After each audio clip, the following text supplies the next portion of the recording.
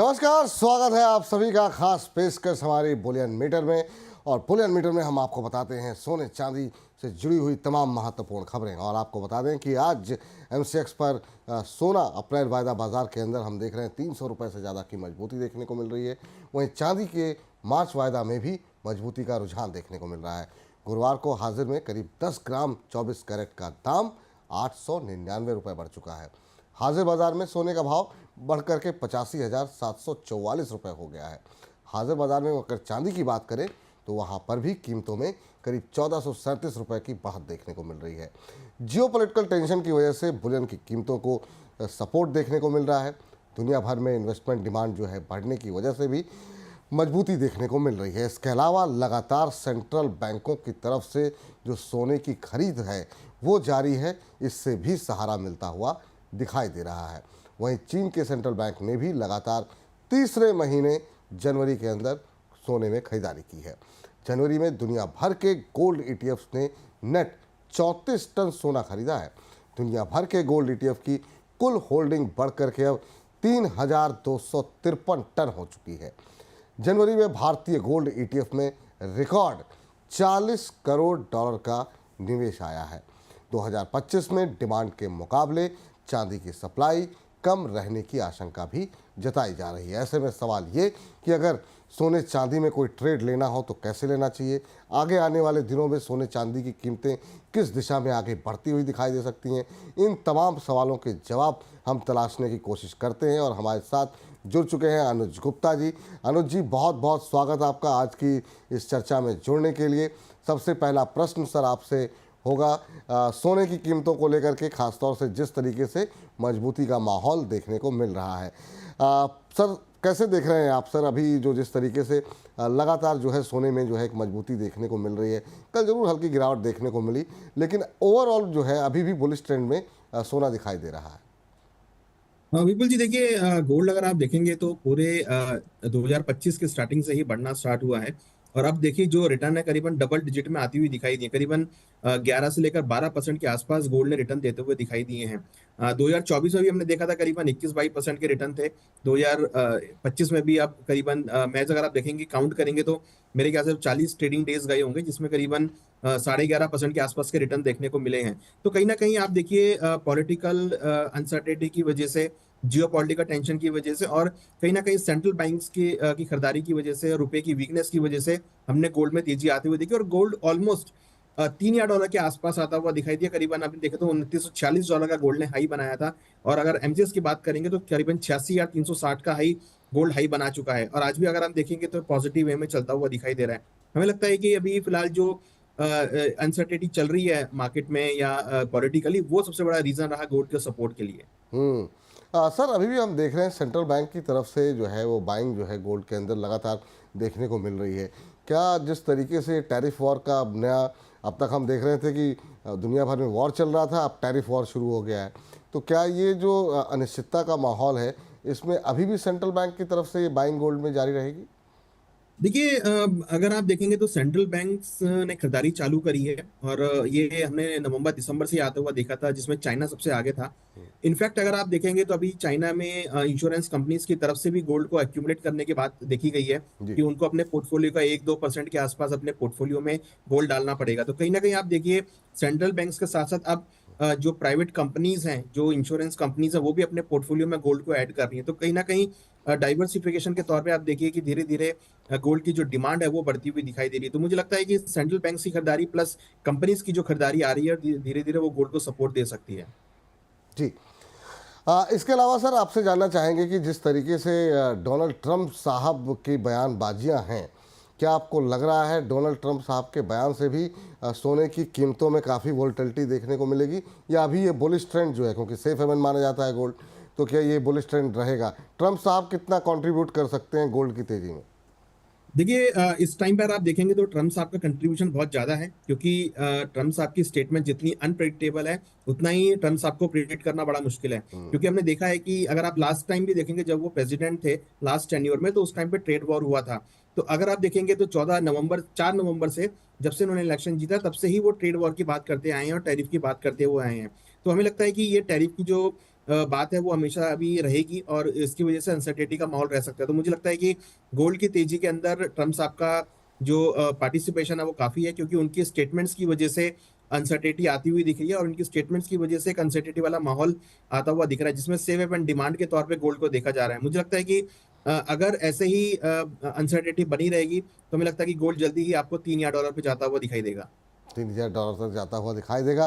Sir अब थोड़ा तो बात कर लेते हैं चांदी की। चांदी में हम देख रहे हैं 2025 में डिमांड के मुकाबले चांदी की सप्लाई कम रहने की जो है उम्मीद जताई जा रही है। ऐसे में चांदी को लेकर के अभी क्या आउटलुक दिखाई दे रहा है? देखिए, चांदी की अगर आप बात करेंगे तो चांदी एक इंडस्ट्रियल मेटल के तौर पे भी देखी गई है। हालांकि चांदी में हम कोई ऐसा कोई बड़ा हमने वॉलिटिलिटी नहीं देखी है। चांदी फिलहाल एक रेंज में, मगर हाँ ये जरूर देखा है कि एक बार 85,000 आने के बाद अगेन अब 97,000 के आसपास के लेवल्स आते हुए दिखाई दिए हैं। हालांकि ये भी अब डबल डिजिट में रिटर्न देती हुई दिखाई दी है। कहीं ना कहीं आप देखेंगे तो अभी चांदी थोड़ा सा बैक फुट पे है, क्योंकि इंडस्ट्रियल मेटल की तरफ से हम सपोर्ट आता हुआ नहीं देख रहे हैं। चाइना की तरफ से कोई खास डिमांड नहीं देख रहे, क्योंकि चाइना थोड़ा सा स्लोअर पेस पे अभी ट्रेड कर रहा है। मुझे लगता है कि अभी जैसे ही चाइना की तरफ से कोई डिमांड निकल कर आती है तो चांदी में अच्छे खासे रिटर्न आपको देखने को मिलेंगे। और अगेन हम एक्सपेक्ट कर रहे हैं कि चांदी भी जल्दी ही आपको 5 फिगर में दोबारा जाती हुई दिखाई देगी। आपको ध्यान होगा कि 2011 में चांदी ने $49 का हाई बनाया था, जो कि अभी भी नहीं बना पाई है दोबारा से। तो अगर चांदी $49 का हाई बनाती है तो फिर अगेन आप देखेंगे कि डोमेस्टिक मार्केट में क्या रेट हो सकते हैं। तो चांदी जो है प्रीशियस मेटल के साथ साथ इंडस्ट्रियल मेटल का भी पार्ट है। और अगर गोल्ड का प्राइस ऐसे ही बढ़ेगा तो डेफिनेटली चांदी की तरफ भी डिमांड शिफ्ट होती हुई दिखाई देगी। और इंडस्ट्रियल मेटल की डिमांड अगर आएगी तो गोल्ड सिल्वर को अगेन सपोर्ट मिलेगा। तो हमें लगता है कि चांदी जो है एज कंपेयर गोल्ड के इस बार मुझे लगता है कि अच्छी खासी परफॉर्म करती हुई दिखाई दे सकती है। जी। साथ ही आपसे ये भी समझना चाहेंगे सर कि क्या 2025 में हम ये उम्मीद करें कि चांदी आउट परफॉर्म कर सकती है गोल्ड को? पिछले 2 साल 3 साल ऐसे रहे जो कि गोल्ड की तरफ से कॉन्टिन्यूसली आउट परफॉर्मेंस देखने को मिली है। देखिए, चांदी हमें लगता है कि आउट परफॉर्म कर सकती है, क्योंकि जिस तरीके से इंडस्ट्रियल मेटल की डिमांड है और डेफिनेटली अब ट्रम्प साहब आए हैं तो कहीं ना कहीं इंडस्ट्रियल एक्टिविटी को भी जोर देंगे। तो अगर इंडस्ट्रियल एक्टिविटी बढ़ती है तो गोल्ड और के साथ साथ सिल्वर को काफी अच्छा सपोर्ट मिलेगा। क्योंकि अगर आप चांदी की डिमांड की बात करेंगे तो पिछले 10 सालों में चांदी की जो यूसेज है वो इंक्रीज हुआ है। चाहे वो सोलर पैनल्स में हो, चाहे वो ईवीज में हो, चाहे वो बैटरीज में हो, चाहे वो इलेक्ट्रॉनिक्स में हो, चाहे इलेक्ट्रिक में हो। इवन अगर आप देखेंगे तो मेडिकल इक्विपमेंट्स में भी चांदी का बहुत यूसेज हुआ है। तो हमें लगता है कि चांदी की जो डिमांड है इंडस्ट्रियल वो बड़ी है, और इसकी वजह से हमें लगता है कि सबसे ज्यादा सपोर्ट चांदी को आता हुआ दिखाई देगा। इवन अगर आप देखेंगे तो अब जो चांदी की ज्वेलरी का ट्रेंड है वो भी आता हुआ दिखाई दिया। तो अगर गोल्ड महंगा होगा तो डेफिनेटली यूजर जो है वो चांदी की तरफ शिफ्ट होते हुए दिखाई देंगे।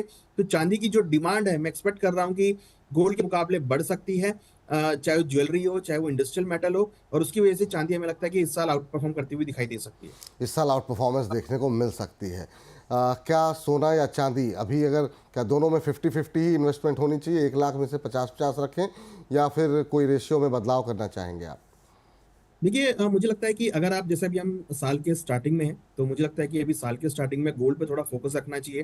और उसके बाद जो सेकंड होगा आफ्टर 6 मंथ, मुझे लगता है कि चांदी में अच्छी वॉलिटिलिटी देखने को मिलेगी, क्योंकि तब तक आप देखेंगे कि जो ट्रेड वॉर के स्टेटमेंट्स हैं या ट्रेड वॉर का जो फियर है वो वहां पे सेटल होता हुआ दिखाई देगा। और हो सकता है कि उस टाइम पे आपको ट्रम्प साहब भी थोड़े सेटल होते हुए दिखाई दें, तब आपको एक अच्छी खासी वॉलिटिलिटी जो है वो आपको चांदी में देखने को मिलेगी। अभी हमने रिसेंटली ये भी देखा है कि कहीं ना कहीं जो फेडरल रिजर्व है वो थोड़ा सा नाखुश सा नजर आ रहा है ट्रम्प साहब के स्टेटमेंट की तरफ से, क्योंकि उनका यह मानना है कि अगर ऐसे ही ट्रेड वॉर रहा तो कहीं ना कहीं यूएस फिर अगेन इन्फ्लेशन की चपेट में आता हुआ दिखाई देगा। तो इन्फ्लेशन से बचाने के लिए हो सकता है कि आने वाले 6 महीनों में आपको कहीं ना कहीं थोड़ी कूलनेस ट्रम्प साहब की तरफ से आती हुई दिखाई दे। और जैसे ही कूलनेस आएगी तो मुझे लगता है कि वहां पे चांदी आउट परफॉर्म करती हुई नजर आएगी। ठीक सर, चलिए आप जरा ट्रेड को समझ लेते हैं। सर सबसे पहले बताइए सोने को लेकर के इस समय जो है आप क्या कुछ टारगेट दे रहे हैं, और क्या इस समय टॉपिक आपकी है सोने को लेकर के? पिक नहीं बल्कि ट्रेडिंग कॉल क्या रहेगी? देखिए, ट्रेडिंग पर्सपेक्टिव से अगर बात करें तो बहुत शॉर्ट टर्म ट्रेडिंग स्ट्रेटेजीज हैं। मुझे लगता है कि इंट्राडे पर्सपेक्टिव से गोल्ड में आज खरीदारी करना चाहिए। करीबन 85,700 के आसपास खरीदारी करें। 85,500 का स्टॉप लॉस लगाए। टारगेट हमें लगता है कि 86,100 120 तक के लेवल गोल्ड में देखने को मिल सकते हैं। हमें लगता है कि इंटरनेशनल मार्केट में गोल्ड अभी करीबन $2,915 के आसपास चल रहा है। हमें लगता है कि 2930 से $35 तक के लेवल गोल्ड में इवनिंग तक देखने को मिल सकते हैं। और वहीं अगर सिल्वर की बात करें तो सर? देखिए सिल्वर के अंदर भी हमें लगता है कि मार्च वायदा में खरीदारी का ट्रेड लेना चाहिए, करीबन 95,350 में। स्टॉप लॉस 94,900 का लगाएं। टारगेट हमें लगता है 96,500 तक देखा जा सकता है, क्योंकि गोल्ड में मोमेंटम आएगा पॉजिटिव, तो हमें लगता है कि उसके टेंडम में सिल्वर में भी सपोर्ट मिल सकता है। ठीक। तो एक बार जो हमारे दर्शक हैं वो चाहें तो अगर नोट डाउन नहीं किया है तो नोट डाउन कर लें। आपको गोल्ड में अप्रैल का फ्यूचर खरीदने की सलाह दी जा रही है, जो कि आपको खरीदना है 85,850 के आसपास। और वहाँ पर जो आपको लक्ष्य देखने को मिल सकता है वो देखने को मिल सकता है 86,120 के आसपास जो है अप्रैल गोल्ड में आपको खरीदना है। 85,700 से 85,725 के बीच में खरीदना है। थोड़ा नीचे आ जाए तब खरीदें। टारगेट दिया जा रहा है 86,120 का। स्टॉप लॉस जरूर फॉलो करें, 85,500 का स्टॉप लॉस आपको लगाना है। ये इंट्राडे कॉल है गोल्ड को लेकर के। सिल्वर को लेकर के क्या कॉल दी गई है अनुज जी की तरफ से, उस पर भी एक नज़र डाल लेते हैं। उसमें मार्च फ्यूचर आपको खरीदना है 95,350 पे खरीदने की सलाह दी जा रही है। अभी 95,600 के आसपास चल रहा है। स्टॉप लॉस आपको जो फॉलो करना है वो 94,900 के आसपास का है और 96,500 का लक्ष्य यहाँ पर देखने को मिल सकता है। अनुज जी, आज की इस चर्चा में आप जुड़े, सोने और चांदी को लेकर के आपने डिटेल में बातचीत की, बहुत बहुत शुक्रिया, बहुत बहुत धन्यवाद सर आपका। Thank you Vipul ji, thank you very much. Thank you. तो फिलहाल बुलियन मीटर को यहीं पर समाप्त करते हैं। आप लगातार दिन भर कमोडिटी अपडेट के लिए हमारे साथ बने रहिए, चाहे वो एग्री हो या फिर बुलियन हो या फिर एनर्जी हो। सारी अपडेट्स आपको यहाँ पर मिलती रहेगी। बोनस के साथ बने रहिए और अपने तमाम मित्रों के साथ सब्सक्राइब जो है चैनल को अवश्य कराइए। नमस्कार।